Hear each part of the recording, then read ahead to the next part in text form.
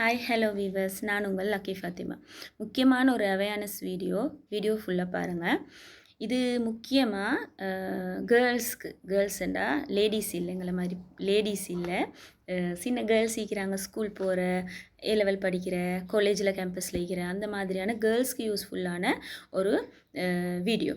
இது பேரண்ட்ஸும் பார்ப்பீங்க, உமாமார் தன் பொதுவாக பார்ப்பீங்க. இப்போ பிள்ளைகள் படிக்கிறாங்க தான் டிக்டாக்கான பொதுவாக பேரண்ட்ஸ் பார்த்தா அவங்களோட மகள்மாருக்கு, அவங்களோட சகோதரிகளுக்கு இது யூஸ்ஃபுல்லாக இருக்கும்.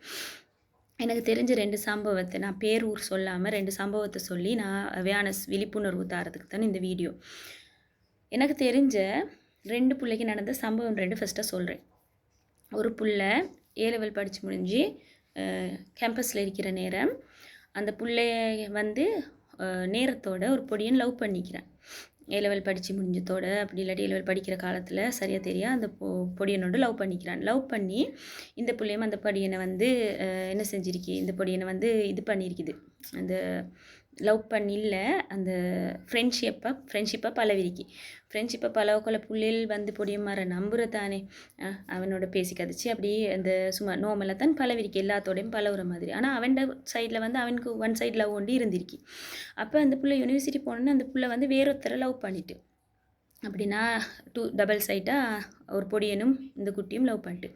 அப்போ அந்த ஃபஸ்ட்டாக இருந்தானே அந்த பொடியன் இவக்கிட்ட என்ன செஞ்சுக்கிறான், இவட லெப்பை ஒரு நாள் கேட்டிருக்கிறான். அவனுக்கு ப்ரொஜெக்ட் ஒன்று செய்யறிக்கி, உங்களோட லெப் எனக்கு தாங்களே, என்ன லெப் வேலை செய்து இல்லையோ, என்கிட்ட லெப் இல்லையோ, நம்ம கதையை சொல்லி இந்த பொடியன்கிட்ட கேட்டிருக்கி.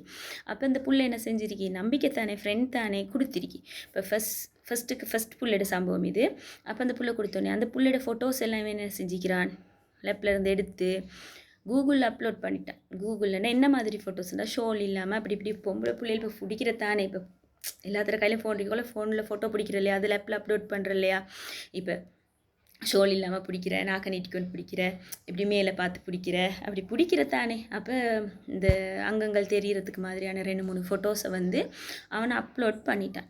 அப்லோட் பண்ணின பிறகு அது ஒன்று அப்லோட் பண்ண பிறகு நடந்ததை நான் பிறகு சொல்ல வரேன். இப்போ 2வது புள்ளையோட சம்பவம்.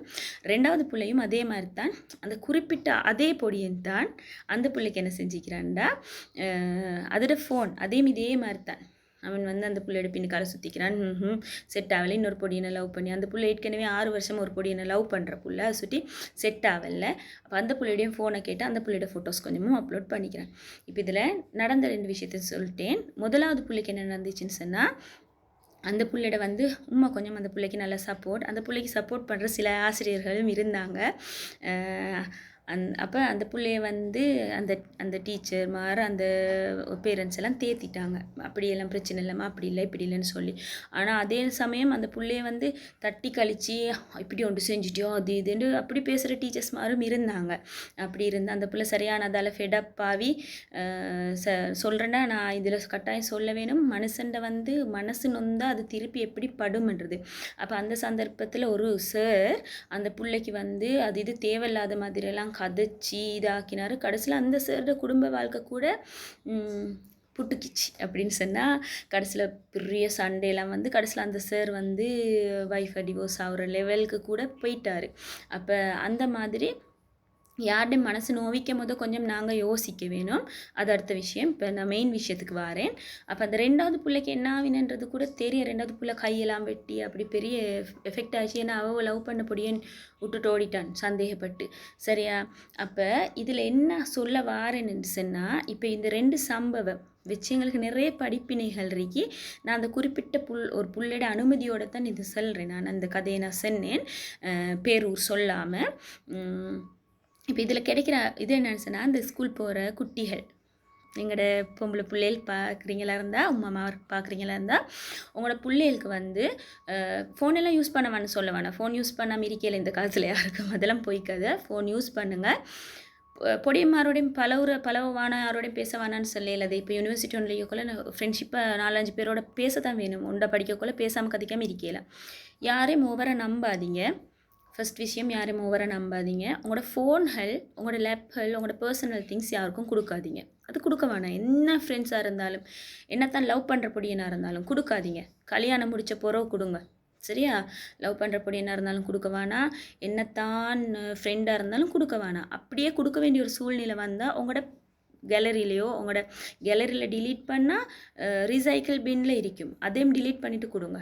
கேலரியில் உங்களோட அன்வான்ட் ஃபோட்டோஸ் இருந்துச்சுன்னு சொன்னால் அப்படி நீங்கள் பிடிச்சிருந்தா பிடிப்பீங்களே, எப்படியும் கேர்ள்ஸ் பிடிக்கிறதானே, பாத்ரூம் போக்கல பிடிக்கிற, அங்கே போக்கல பிடிக்கிற, இங்கே போக்கல பிடிக்கிறதானே பிள்ளைகள், அதெல்லாம் டிலீட் பண்ணிட்டு கொடுங்க. ரீசைக்ளிங் பின்லேயும் போய்த்து பாருங்கள், அதில் இருக்கும், கேலரியில் இல்லாமல் அதில் இருக்கும், அதையும் டிலீட் பண்ணிட்டு கொடுங்க. சரியா? மெயினாக கொடுக்காம இருக்கிறது வந்து தவிர்த்து கொள்வது நல்ல. சரியா? அப்படியே இப்போ நான் சொல்கிற விஷயத்தை கேட்டுக்கோங்க. அப்படியே உங்களோட லைஃப்பில் இதை கேட்டுக்கொண்டிக்கிற ஒரு பொம்பளை பிள்ளையாக இருந்தால், நீங்கள் ஒரு பொம்பளையாக இருந்தால் உங்களோட லைஃப்பில் இப்படி ஒரு சம்பவம் நடந்துட்டு எவனாச்சும் உங்களோட ஃபோட்டோ என்ன சரி எடுத்து இல்லாட்டி எடிட் பண்ணி என்ன சரி செஞ்சிட்டான். அண்ட் இப்போ தான் ஏஐ இருக்கே, உங்களோட ஃபேஸ் மட்டும் இருந்தால் போதும், எவ்வளவோ செஞ்சிட படமே எடுத்துறையிலும். இப்போ எடுத்த ஃபேஸை மட்டும் வச்சு நான் டான்ஸ் ஆடுற மாதிரி வீடியோவும் போட்டுறையிலும். அப்படி ஒன்று நடந்துட்டேன்னு சொன்னால் நீங்கள் சலிக்காதீங்க, நீங்கள் வந்து தளராதீங்க. அதுக்காக வந்து நீங்கள் கையை வெட்டிக்கணும் கழுத்தை வெட்டிக்கணும் நீங்கள் சாவணுமென்றதெல்லாம் இல்லை. மானம்ன்றது வந்து உங்களோடது, உங்கள்கிட்ட இருக்கிறது. அதை இன்னொருத்தனுக்கு போக்காட்டேல, அதை இன்னொருத்தன் கைக்கு கொடுக்க வேணும் நீங்கள். சரியா? ஐயோ மானம் பேய்த்தே, நான் இப்படி அவங்களுக்கு மூஞ்சி கொடுப்பேன், இவங்களுக்கு மூஞ்சி கொடுப்பேன், உமாக்கு மூஞ்சி கொடுப்பேன், பாப்பாவுக்கு மூஞ்சி கொடுப்பேன், என்னை கல்யாணம் முடிச்சுக்கொள்ள போகிறவன் என்ன சொல்லுவான், இல்லாட்டி என்ன மாப்பிள்ளை என்ன சொல்லுவான், அந்த கதையெல்லாம் வேணாம். உங்களை நம்பாத 1000 பேரோட நீங்கள் இருக்கிறத விட உங்களை நம்புகிற 4 பேர் உங்களுக்கு போதும். நான் சொல்கிறேன் விளங்குதா? உங்களை நம்பாமல் சந்தேகப்படுற 1000 பேர் உங்களோட இருக்கிறத விட உங்களை நம்புகிற 4 பேர் உங்களோட இருந்தால் போதும். சரியா? அதோட வந்து மனுஷர்கள் ஒன்றும் ஆக்சிஜன் இல்லை, மனுஷர்கள் இல்லாமலாம் எங்களுக்கு வாழையிலும். என்னோட சொந்த வாழ்க்கையிலையும் நிறைய பார்த்திக்கிறேன். மனுஷர்களோட சேர்ந்து நிறைய பேர் வேணும் வேணும் வேணும் என்று சமூகம் என்று வாழ்ந்ததை விட அப்படி இல்லாமல் வானான்னு சொல்லி வாழப்போக்குள்ள நிம்மதி. சரியா? அதனால் வந்து அப்படி ஏதாவது தவறாக நடந்துட்டேன்னு சொன்னால் நீங்கள் வந்து உங்களோட உயிரை மாய்ச்சிக்கொள்ளவோ மற்றவங்களுக்கு ஃபேஸ் பண்ணலான்னு நீங்கள் ஒரு மூளைக்காகவோ வானா. அப்படி செஞ்சவண்ட முன்னுக்கும் நீங்கள் அதை விட மேலே வந்து நல்லா இருந்து காட்ட வேணும். ஏண்டா மானம் பேத்துட்டுன்னு சொல்லல, போடுறியா கூகுள்லையா போடுறாய் போடு, ஃபேஸ்புக்கில் போடுறியா போடு. அது நீங்கள் செய்யாட்டி நீங்கள் எதுக்கு பயப்படணும்? உங்களோட ஒரு ஃபோட்டோ போட்டுருன்னு உங்களோட வாழ்க்கை பாலா போகிறலையே, அந்த ஃபஸ்ட் புல் இருக்குத்தானே. நான் சொன்ன சம்பவம் 2 சம்பவத்தில் 2வது புள்ளையை பற்றி எனக்கு தெரியும். அந்த ஃபஸ்ட் புல்லை வந்து இப்போ நல்ல ஒரு லெவலில் இருக்குது. அந்த புள்ளை ஃபேஸ்புக்லையா டிக்டாக்லையெல்லாம் பெரிய ஒரு பிஸ்னஸ் உமன் அவார்டெல்லாம் எடுத்திக்கிறா, மாஷா அல்லாண்டு நல்லா ஆயிக்கிறா. சரியா? அப்போ அது ஒரு என்னது, அது ஒரு தைரியம். மற்றவங்க பார்க்குறவங்களுக்காக இருந்தாலும் ஒரு தைரியம். இப்படி இருக்கு சும்மா எவனோ செய்கிற தவறுக்கு நீங்கள் ஒரு தவறே செஞ்சு இல்லாட்டி இறைவன் உங்களோட பக்கம் இருப்பான், இயற்கை உங்களோட பக்கம் இருக்கும். அப்போ அப்படி பயந்து சூசைட் செய்யவோ வாழ்க்கையை மாற்றிக்கொள்ளவோ முடங்கி போவோ தேவையில்லை. அப்படி செய்கிறவன்களோட முன்னுக்கு அப்படி கதைக்கிறாங்களே, அந்த ஒரு தவறுமே செய்யாமல் நீ அப்படியாப்பட்டவள், நீ இப்படியாப்பட்டவள், அது இதுன்னு கதைக்கிறாங்களே சில பேர், அப்படியாப்பட்டவங்களோட முன்னுக்கும் நல்லா இருந்து காட்ட வேணும். இப்போ அந்த பிள்ளைகளோட விஷயத்தில் சில டீச்சர்ஸ் மார்க் கூட இருக்கிறாங்க. எப்படி அம்மா புள்ளி ஒன்று வந்து அப்படி ஒன்று செஞ்சுட்டா போதும். சரியா? இப்போ எனக்கு தெரிஞ்ச புள்ளைகள் சிட்டி நான் சொல்கிறேன், நான் எப்படி நடந்து கொண்டேன்றதால தான் அந்த பிள்ளைகள் இன்ன வரைக்கும் என்னோட கதைச்சிட்ருக்கின்றதும் எனக்கு தெரியும். அதே நேரம் சில டீச்சர்ஸ் எப்படி நடந்து கொள்ளாங்கன்றதும் எனக்கு தெரியும். அந்த மாதிரி நடந்து கொள்ள வானா யாரும் பேரண்ட்ஸும் தான் உம்மாமாரும் தான் நீங்கள் நம்புங்க, உங்களோட பிள்ளைகளை நம்புங்க. உங்களோட பிள்ளைகளுக்கு குட்டிகளோட வாழ்க்கையில் ஏதாலும் ஒன்று நடந்துட்டுன்னு சொன்னால் நீங்கள் தான் சப்போர்ட். நீங்கள் வந்து ஐயோ விட்டு போடுமா நான் இருக்கிறேன்னு உனக்குன்னு சொல்லி தைரியத்தை கொடுங்க. அந்த பிள்ளைகளுக்கு எதிர்காலம் இருக்கி, அதை விட்டுட்டு வந்து ஐயோ இப்படி செஞ்சிட்டியேன்னு அந்த செய்யாத பிள்ளைக்கு செஞ்சிட்டியேண்டா போதும், ஐயோ நான் ஒன்றுமே செய்யலையே, நான் இதுக்கு போகிற இருக்கணும்னு அந்த பிள்ளைகள் நினச்சிடும். தைரியமாக இருங்க, பொம்பளை பிள்ளைகள் தைரியமாக இருங்க. அந்த மாதிரி ஊத்த வேலை பார்க்குறோண்டு 2 பேர் சமூகத்தில் இருக்கிறாங்க. அந்த மாதிரி உளவியல் நோயாளிகளுக்கு முன்னுக்கு வந்து நீங்கள் தைரியமாக இருக்க வேணும், நல்லா இருக்க வேணும். அந்த மாதிரி ஆக்களோட முன்னுக்கு நல்லா வாழ்ந்து காட்ட வேணும். அந்த ஃபர்வின் சுல்தானா டீச்சர் ஒரு கதை சொல்லுவாங்க, நீ சாகணும்னு நினைக்கிறவனுக்கு முன்னுக்கு செத்துறப்படாது, வாழ்ந்து காட்ட வேணும்னு சொல்லி. சரியா? அந்த மாதிரி நீங்கள் வந்து வாழவே படாது சீரழியணும்னு நினைக்கிறவங்க முன்னுக்கு தான் நீங்கள் வாழ்ந்து காட்டணும். அதனால் மிச்சம் கவனமாக இருங்க பெண் பிள்ளைகள்.